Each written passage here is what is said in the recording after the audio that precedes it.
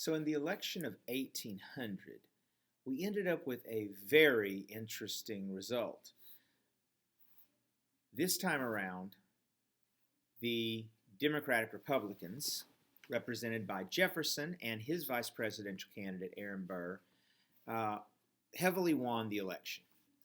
However, we had this little flaw with the way that our Constitution had originally designed the Electoral College. See, we hadn't planned on having a two-party system, so we didn't expect a single political party to pick a president and a vice president to run as their candidates. And the way the Electoral College had been set up originally is electors would vote, and the person with the most votes would become president, and the second most would become vice president. And so that created a problem. When all of the electors that showed up representing the Democratic Republicans cast their two votes, they allowed electors to cast two votes, one for who they wanted for president, one who they wanted for vice president. So when they cast their two votes, all of them voted for Jefferson, their president, and then all of them voted for Burr, their vice president. Now the problem was they didn't put those votes in two different categories. So what you end up with is a tie. And immediately, some people saw this as an opportunity to try to flip the roles. Some of the Federalists who did not like Jefferson were hoping that maybe they could knock him down to the vice presidency and stick the country with Aaron Burr. So whenever we have a tie, whenever there's not a clear winner in the Electoral College, the decision on who would be president then goes to our Congress. And the Congress has to vote on the top vote getters in the Electoral College and decide which one becomes president. So in this case, the Congress was full of Federalists because they were serving out their term. And Jefferson wasn't able to get the votes that he needed initially. So they voted, and they voted, and they voted. And they kept voting. And it ends up being, after 35 votes, they still haven't given the election to Jefferson or to Burr. Now, Burr could have come out and said, hey, I am the vice presidential candidate. Please don't vote for me. But no, he's riding this thing out, hoping he's going to get the presidency. It ends up being our old friend Alexander Hamilton who ends up making the difference. Now, Hamilton is no lover of Jefferson. But he looks at Jefferson and he looks at Burr and he says, I don't like the political ideas of either one. But at least Jefferson is an honest man. At least Jefferson really does believe in these ideas and really wants to do what he thinks is best for the country, even if I don't agree it's best for the country. But Aaron Burr, he's not such a good guy. I would much rather have Jefferson. So Hamilton ends up being the influence who convinces enough of the Federalists to go ahead and vote Jefferson in, and ultimately Jefferson wins the presidency. Now this creates a strained position for him and Burr going into this term of office, and it also creates a strain between Burr and Hamilton. So to wrap up Hamilton's story, Burr will later on decide he doesn't like the vice presidency. And he will, while he's still vice president, run for governor of New York. But Alexander Hamilton is a New Yorker. And he doesn't think Burr would be a good governor of New York either. And so he ends up publishing editorials in newspapers telling people not to vote for Burr because he's not a good man. Burr loses that election.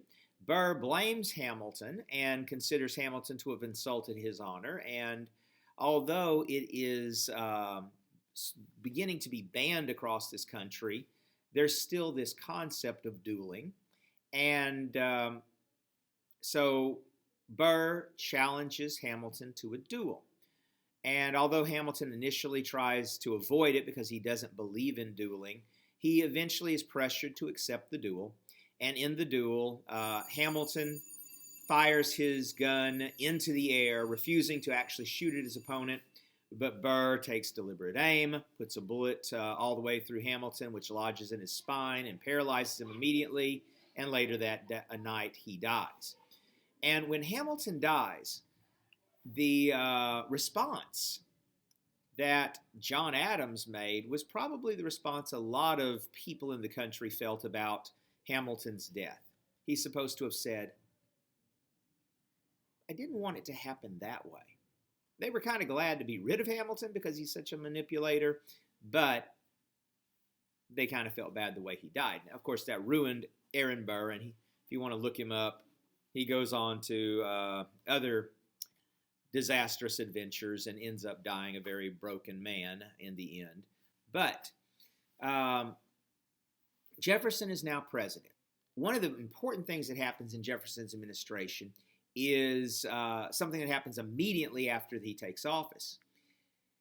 His predecessor, John Adams, was our first what we'd call a lame duck president, where his party has lost the election. He's lost the election, but he's still got a couple of months left to serve before his term ends. And he waits right up to the last minute, and on the last night he's president, he's up until midnight writing out appointments to judges to make them federal judges. And he's, of course, picking Federalists. Well, he leaves these on the desk, addressed and ready to go to these judges to make them judges. But the next day, Jefferson's team comes in, and his Secretary of State is a guy by the name of James Madison. And he just basically pushes the pile of letters, appointments into the trash can. He's not delivering them. They're Federalists. So these poor little Federalist judges go running out to their mailbox every day, looking in there for their appointment that they've been told they're going to get, and it never comes. So finally, one of them, a fellow by the name of William Marbury, sues Madison, accusing him of throwing away his appointment that he should have gotten. And this goes to the Supreme Court, which at that time had a bunch of Federalist judges on it. But surprisingly, the Federalist judges didn't side with Marbury and say, no, you get to have your appointment. Instead, they decided that the basis for this lawsuit, which was the Judiciary Act that had been passed by Congress, was basically stepping on the toes of the executive branch and telling them you have to appoint these judges because the previous president had done it. And it's kind of telling the executive branch how to do their job. And so the Supreme Court ruled that this law that Congress had passed, which was being used as the basis for saying they have to give these judges their appointments, the Supreme Court ruled it was unconstitutional because it was messing with the separation of powers. Congress was trying to tell the executive how to do its job. And what we have here for the first time ever is judicial review, where the Supreme Court rules a law is unconstitutional. That's their most powerful tool they have as a court. And so we see that in action here. Now, Jefferson, as president, is going to be dealing with a number of problems. One of the problems is France is marching on to victories in Europe, and France takes over Spain, and they made Spain give Louisiana back to France. And the Spanish, who were running the city of New Orleans, when the French repossessed this territory, the officials there really didn't know what they were supposed to do until the French came and took it over. And so they closed the harbor, they closed the port. And a lot of Americans living on the western side of the Appalachian Mountains were floating their crops and their goods downriver to New Orleans, loading them up on ships and selling them there. And because New Orleans was now closed to us and we couldn't use it, we realized, oh, we really need to have access to this town. And so Jefferson's going to have to do something about that, which we'll see in a second. Also, there's a couple of threats of war. France and England are still messing with our ships. That's true. But there's another threat, and that comes from the Barbary pirates. In the northern part of Africa, along the Mediterranean coast, there are pirates that make their living, these governments actually make their living by sending their ships out and attacking European ships and American ships. And what their angle is the Pashas, the little rulers of these little African states, they will attack your ships with their pirates unless your country pays them a bribe. If you pay your yearly bribe, they leave your country's ships alone. Now, you would think that these mighty European navies would never let themselves be manipulated like this, but even Great Britain, the most powerful navy on earth, paid the bribe because it was just cheaper. You pay this little bribe and they leave you alone, or you spend a lot more money with your ships going down there and wiping out the pirates, which they could do, but it would cost more. It was a business deal. That's the way the Europeans looked at it, but not us. We're idealistic. We Americans aren't paying a bribe. We should have freedom of the seas by right, and therefore we end up in this little fight with the Barbary pirates. This is our first overseas adventure. And we end up sending the United States Navy and our military, our Marines, to go over and fight against the pirates on the Barbary coast. Ultimately, in the case of Tripoli, this is the kingdom we're dealing with, we end up besieging the pirates in their own bay and bombarding their capital, and we send the Marines ashore and attack, and the Pasha gives in, and he says, I'm not bribed, no more payment from you guys. I will leave you alone. And we win, kind of. After we won this one, though, we realized it really cost us a lot of money to do that. And with the 4 or 5 other states that were still attacking our ships, we ended up saying, okay, we'll pay your bribe. But it had kind of worked because these guys saw what we did to Tripoli, and they lowered their price greatly and said, okay, we'll just ask a little bit from you guys. So we gained a little respect. We had stood up for ourselves and showed that we could fight overseas if we needed to. Now, we were still a small power compared to Europe, but we were starting to grow up a little. Now, the big thing Jefferson's remembered for is that deal with New Orleans. Jefferson remember, he is a strict constructionist and he wants to follow the rules of the law. So Jefferson gets approval from Congress to send an ambassador to go offer to buy New Orleans for $10 million. And he believes it is both necessary and proper to do so for us to have access to using this river. And he's gone through Congress to get this approval. So he sends Livingston over there, and he shows up in France, and he tells the French, hey, we're willing to pay $10 million for this city. But things had kind of turned on the French. A couple of things that they had hoped to do with the land they had reacquired here in America had fallen through. Down in Haiti, the slaves had rebelled and freed themselves, and they had lost that American possession. And once they lost that possession, and once the British had handed them a few more defeats at sea, the French really figured they're not going to be able to rebuild an American empire over here. And the British, at their leisure, are just going to come over and take it away from them because their navy's so powerful. So France, when we offer to buy it, they decide they're willing to get rid of everything, not just New Orleans. So when Talleyrand, the foreign minister, goes to Napoleon and says, Napoleon, the Americans are offering to buy New Orleans. Napoleon says, tell them if they'll give us $15 million, we won't just give them New Orleans, we'll give them everything we've got over there. They can have all of Louisiana. That's a really good deal. It's going to greatly increase the size of the United States. But Jefferson has a problem.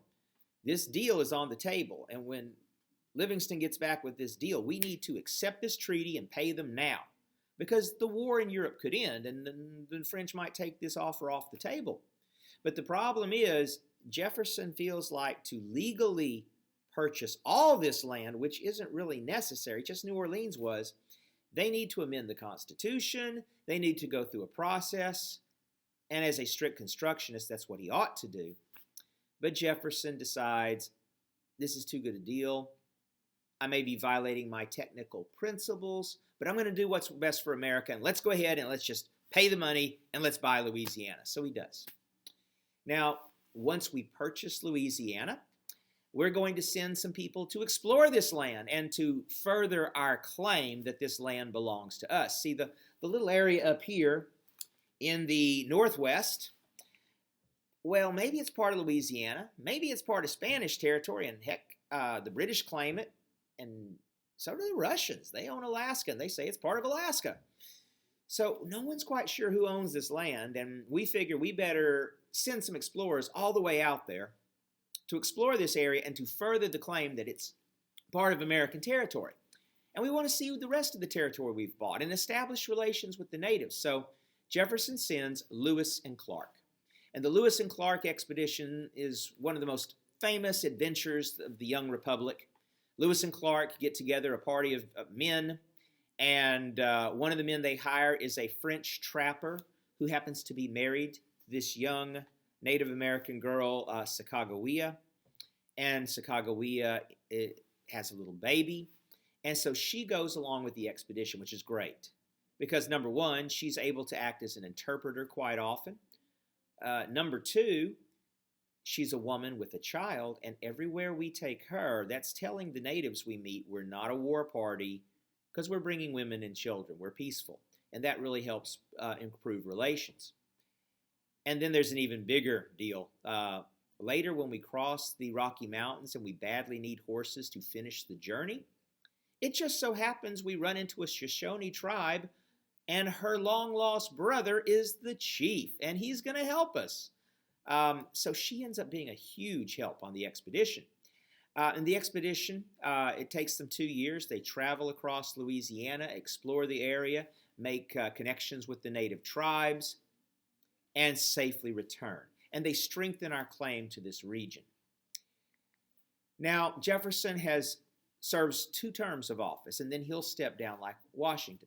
But one of the biggest lasting problems that Jefferson deals with is this problem between England and France. They're both messing with us. France doesn't want us to trade with England. England doesn't want us to trade with France. They're both giving us problems. And so Jefferson says, I don't care about big business anyway. And he passes the Embargo Act, where we're going to ban American trade in Europe. Hey, if we don't trade there, they can't bother us. Now, that sounds fine for a guy who cares about farms. But if you care about American business, we've got to trade with Europe. But that's not Jefferson's thing. So the Embargo Act is a bad business idea, and American businessmen sneak around and smuggle goods back and forth to Europe anyway. But that was Jefferson's answer. Now, after Jefferson, we're going to have his Secretary of State, Madison, step up as the next president. And we continue to have the same issues. So the next law that comes out is the Non-Intercourse Act. And the Non-Intercourse Act is going to say, all right, we will trade with everyone in Europe except England and France. Problem is, England and France are the game. But this way, at least American businessmen could send their ships to Italy and then take a hard left and end up in England. So there's still kind of, it's not a good law, but it's opening up trade a little bit more. Ultimately, we end up with what's called Macon's Bill number 2, where we try to outsmart them. And we say, all right, we will trade with everybody, but if either England or France agree that they won't attack our ships and mess with our trade, then we promise not to trade with their enemies. And what we thought we were doing is outsmarting them, where they'd both leave us alone, then we could trade with England or France. But France, whose navy was being swept from the seas by that point, they said, fine, we won't attack your ships. Now you can't trade with England. And that basically kind of cornered us into being allies with France, according to what we had just said, because England isn't going to stop attacking our ships. And so that's kind of further pushing us to a war with Britain.